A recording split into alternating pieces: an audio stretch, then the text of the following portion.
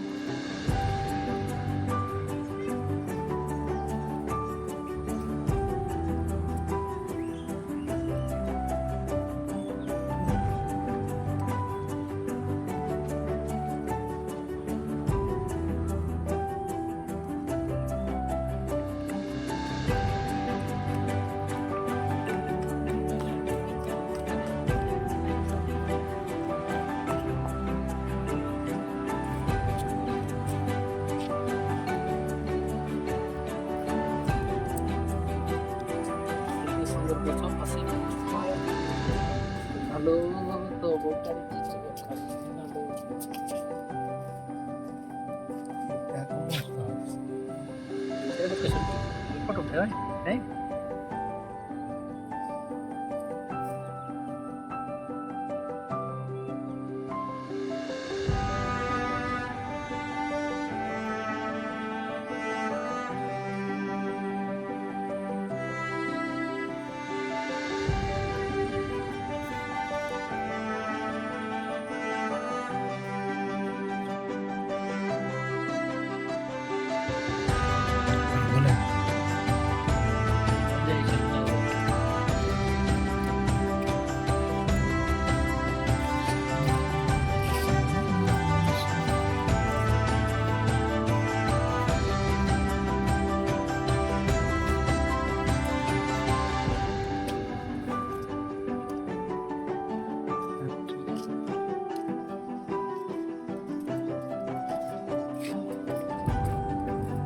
Fast forward.